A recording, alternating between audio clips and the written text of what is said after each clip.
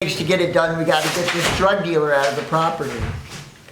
And So it didn't work. You didn't get him out, or you did? no, the drug dealer is still in the house dealing drugs with the blessing of Commissioner Wagener. Well, how long did you keep him in jail? Oh, he posted bond. I don't know how he did it, but he had like $40,000 bond. He posted bond. Wow. Right, he's dealing drugs out of the house today. Do you think Silverstein knew that? Well, Silverstein's connection was this. Silverstein, when I hired him, he has privilege down at the courthouse. When he steps behind the clerk's counter, he does it with confidence. Nobody says anything to him. I think he's actually got more clout than the bailiff in the court. He acts like he works there. So anyway, he filed this complaint on our behalf under Candace's name with my signature on the retainer agreement. Unheard of. How can I sue in your name based on his signature? Mm-hmm. You can't do it. And so anyway, when I signed the blank documents, right? He edited the blank documents because remember, we were going to sue under my name. And I checked, he checked initially, after I signed it, he checked the boxes, but they were the wrong boxes. So then you could see vestiges of correction tape on the document that he filed with the county. So it wasn't good enough that I signed blank documents. He checked the boxes and went, oh, darn it. We're going to have to do this different. We need to check this other box. So they whited it out, checked the right box. You can see where the printing, the type print, mm-hmm. You can see where there's like a line that's been whited out through the letter. And he filed it. In the complaint, he made up stuff that I never told him. For instance, I gave him valid reasons for the eviction. Mm-hmm. Drug dealing. He wrote, in his complaint, according to chapter 29 of the lease agreement, there is no lease agreement. There's been a fire at the house and it's uninhabitable, and because of chapter 29, we're canceling the lease. He made it up. He completely made it up. And on the 3-day notice, it says owner, and it's got my name and no signature. I'm not the owner. I'm the property manager. He made it up. Now this is where it gets really, really funny.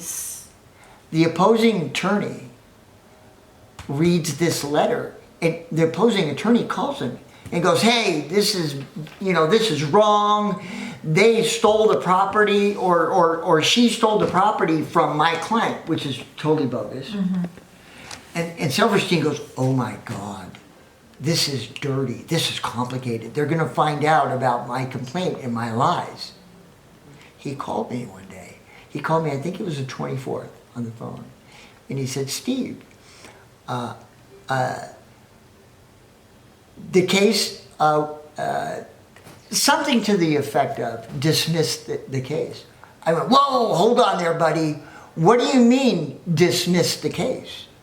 You're going to dismiss the case? He was trying to confuse me, but I knew what was going on. Mm-hmm. I said, only the judge can dismiss that case, not you. I said, why would you dismiss the case? He says, oh, it's barred by estoppel. I said, no, it's not. I've looked up estoppel.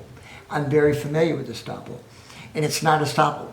I said, these are different reasons than the previous reasons, and it's for new conduct that we're evicting him. Mm-hmm.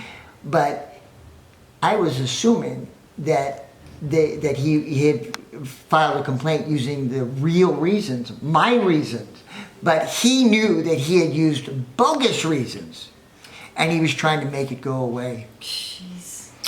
So that was the first case. Which case number was No, what? that was the second case. Oh, that was the second case. What was the case number on that? That one is, I know I had that case number right here. It is 30-2015-008-03754. I'll read the last digits again. 008-03754. That's the case. And what's the date of that filing? I believe it was, that was the date it was accepted in the court. I think it was, Either the date accepted in the court is fine too. yeah, What is the date of there's it? 3 cases, so I don't want you to get them confused. But that was the case number. You should be able to, no, that's right, it's an unlawful detainer, so it's blacked out. I believe it was filed around August 10th Of this year, of this year. 2015. That was the second case. Okay, anything else you want to tell me about Silverstein? Well, I have something, I think that what's very important regarding Steve's case is the fact that Silverstein has made up all these lies concerning a fire at the property, which never happened. In addition, forging a lot of these signatures, as well as he also said that there was a short sale involved to establish urgency. Completely made up. It was all Completely completely made up. So essentially, anyone with the brain of a chigger would know that that's grounds for the defendant to pick up and sue them He did. They're suing us. because of Silverstein. Right.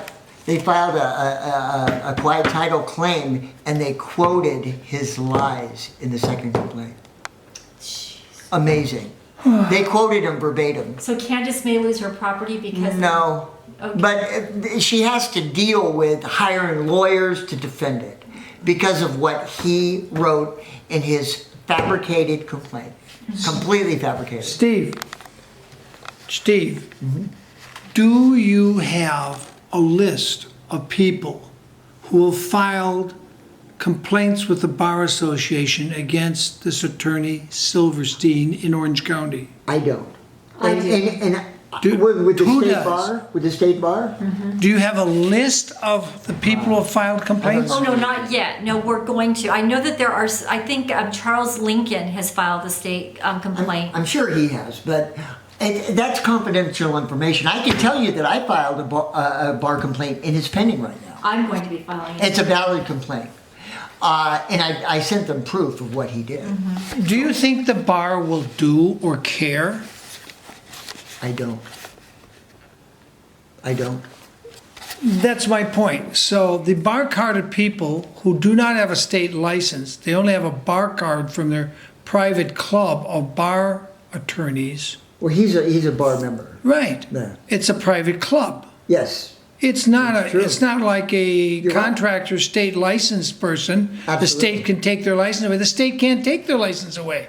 Only the bar carded club can take their, and they're not inclined to do so. Because he's paying dues. He's paying what? Dues.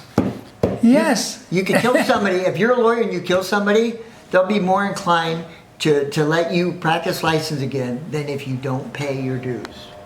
I've seen attorneys barred for life because they didn't pay their dues. That's all it comes down to.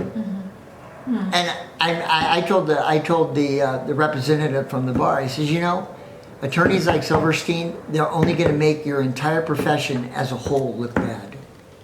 He's a liar. He's a liar. Steve, I'm sorry, but after what I've seen in 500, 600, 700 cases, trials, and hearings, I don't think you can make the bar look bad. They had one of their own that they disbarred, but it took them years to disbar them after they told their client, this particular attorney had his client locked up in jail. And he said, if you don't give me sex here in the jail, I'm not going to do my best to get you out. And the bailiff or the custodial officer overheard it. They took years to disbar that attorney. Wow. I know of an attorney up in Oregon. I know we're in California, but in Oregon, I have a gentleman who had a slam dunk case, took it to an attorney. Attorney said, I'm going to take 50% and you get the other 50. He said, but it's a slam dunk case, you can't lose. He says, I still want 50%. So, all right. The attorney took 100%. He never gave the client a nickel. To this day, he has not given the client a nickel. So he sued the Oregon State Bar, and they reached into their petty cash fund and said, here's a few $1,000s to just be quiet and go away. And you can't ever talk about this case again. But we're going to make it good for what our client did. And they couldn't get the client, they couldn't get the attorney, not the client, they couldn't get the attorney because he lived on a houseboat and he just floated out of the jurisdiction. Yeah. And even when he got a judge to say to the attorney, you will do 30 days in jail, he did 3 days in jail. And then he told the jailers to let him out because he had business to do. Wow. This is how they protect the bar-carded criminals. Yeah. So, at least I'm realistic in what I expect. Mm-hmm.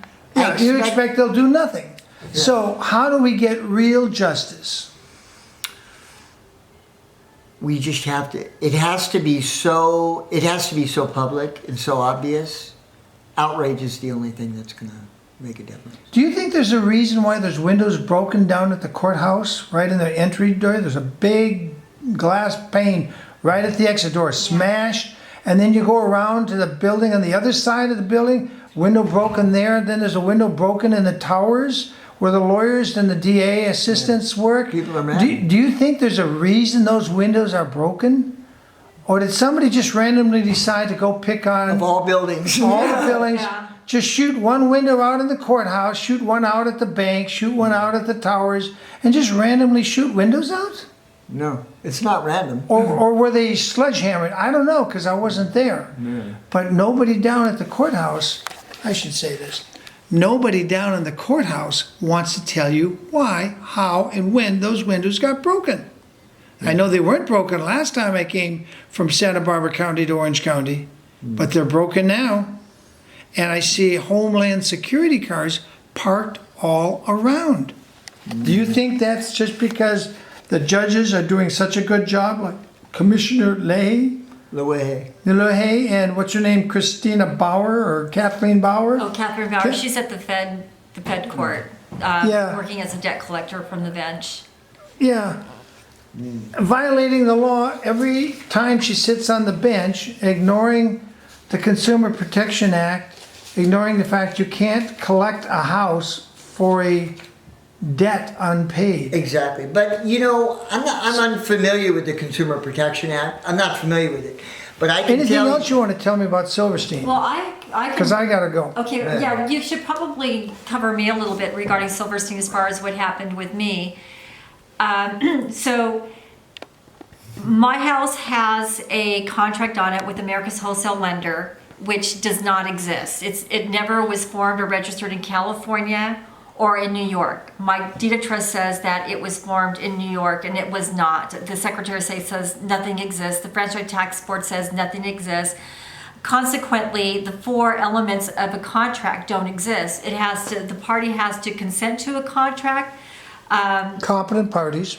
Yeah, competent parties. There has to, see if I'm remembering this, okay. Also, they have to say consideration. Consent.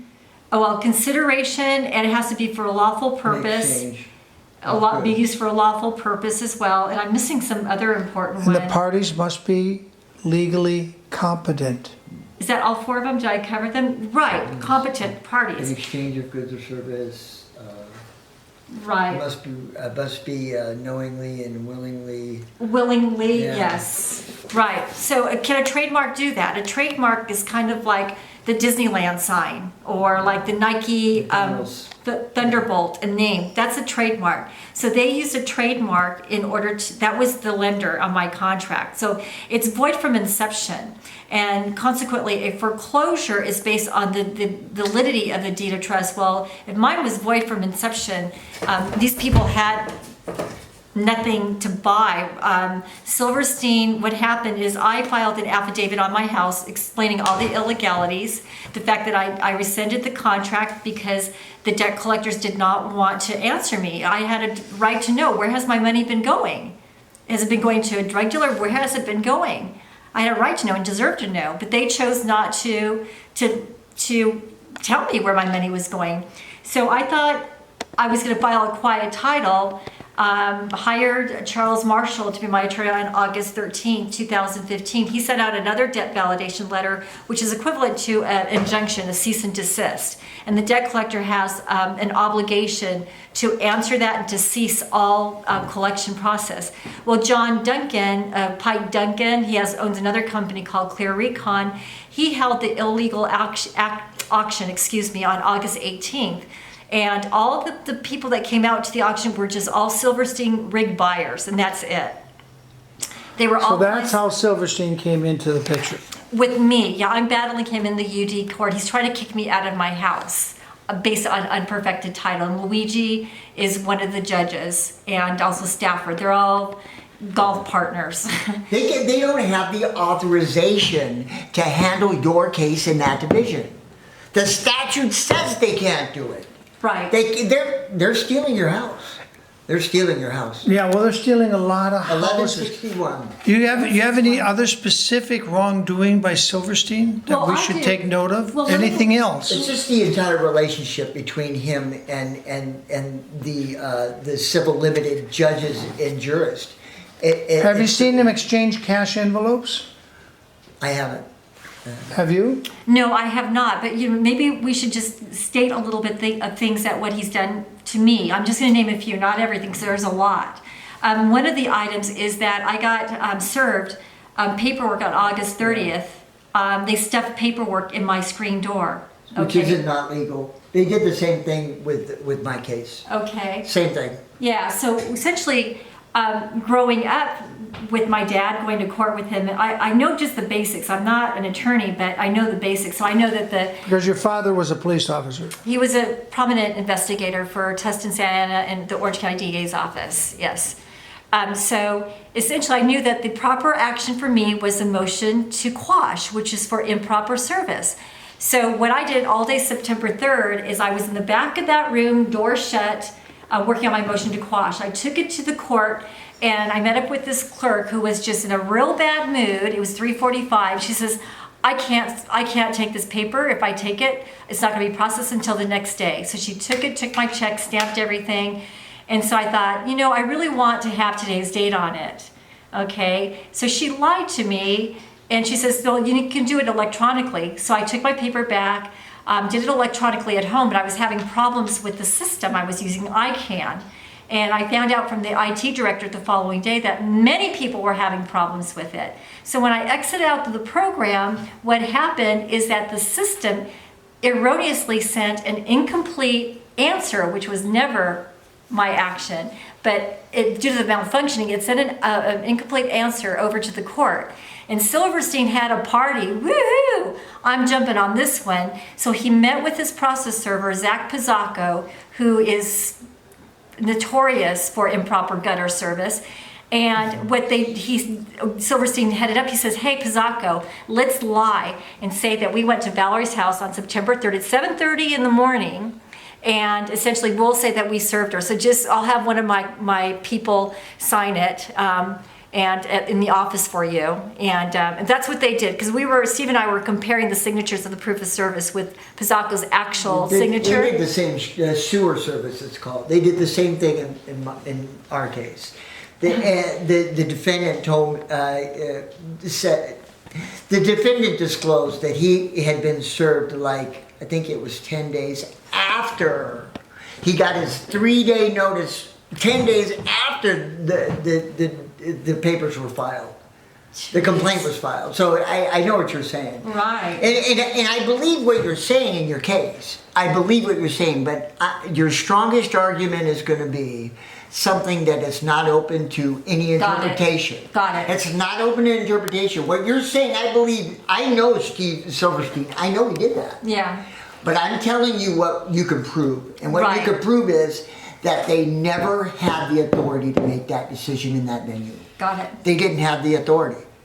That's undebatable. And that's according to which code and which? 1161. 1161 of I believe it's CPC. California or Rules of Civil Procedure? I believe it's CRC. One of the two. I can't remember. I'd have to look it up. But it's the statute that states that civil limited is a summary proceeding.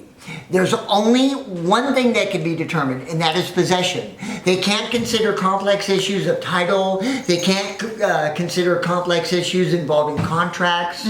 They don't have the authority. That's a different venue. Okay. And they do Anything it. else? But one of the things, though, is that what we need to establish, though, is that when they put the foreclosure under that umbrella back in 1968, I think, what they did establish is that, sure, possession is fine, but, with a big but, you have to make sure that there is a duly perfected title. Exactly. That there's no shenanigans. Exactly. Such as debt collectors What filing they're assignments using- of deed of trust. What which are- Silverstein is doing with Loewe is they're circumventing the requirements by having her determine these cases in her division where she's not allowed to Or consider. Stafford, because Stafford's in the Exactly. ring. Well, they're all the same. Them Yeah. and Cramen as well. Yeah, Cramen as well. We had that same problem with Cramen. Cramen actually, in the third unlawful detainer, Cramen quoted Loewe in his minute order awarding the decision to the drug dealing defendant. He quoted her. He cut and pasted part of her minute order in his minute order. So it just gets more and more absurd. Okay. It really does. Steve, do I have your permission to publish this on television, YouTube, and other things? It's fine. Valerie Lopez, do I have your permission to publish this? Yeah, I do. You know, can I just say one more thing, just really quickly, concerning, just because I think Okay. this is just a riot concerning up to the testimony of the process server. But I get Steve and I get his point, and I'm glad he's here to focus on what I need to do to keep my house. So essentially, Silverstein told this process server to lie concerning serving me on September 3rd. Okay, when we got the declaration, it said to the effect, yeah, I went to Valerie's house and I stood by the door at 7:30 in the morning, and she was sitting at the chair, at the table, and she was 155 to 165 pounds, Hispanic with black and gray white hair, and I asked her, are you Valerie Lopez? Yes, I am. Are you Valerie Lopez? Yes, I am. Oh, well, you're served. Oh, well, I can't get up right now, so just stuff it in the door because I can't get up right now. So he stood on, when we had the motion to quash hearing, I hired an attorney, a criminal litigator, and we exposed him. He lied. He said, please describe Valerie. He says, well, this is what I saw according to my declaration. I put everything on there, the short lady, Hispanic lady. Oh, well, let me introduce you. This is Valerie Lopez. Does she look like the person that you served? So anyway, Obviously you lied. yeah, but this is Silverstein mode. I mean, I could go on and on. How do you spell this process server's name? It's Zac, Z-A-C, and then Pazako, P-A-S-Z-K-O. I think he's Polish. I think Yeah. he sounds like Polish. Yeah, and he actually was caught, Steve and I were talking about it, he was actually caught stealing from his employer back in 1998, but the case was dismissed, but he was caught Was stealing his business employer an property. attorney? No, it was a messenger service. He was Oh. caught stealing company property, and it was an unlimited case, and it was dismissed, and so unfortunately I can't use it, but he's moved up from stealing business property to stealing houses. Zac Pazako. Well, thank you, Steve. Thank you very much. Good. Thank you, Ms. Lopez. You're welcome. Yeah, but really your strongest argument is going to be on. Well, you heard it here and you heard it here first. It's, I don't know what to tell you, but that's what they said. You can look up the case number, believe it or not believe it. I wonder what Mr. Silverstein will tell me, if he'll tell me anything. William Wagener from Orange County. Back to the studio.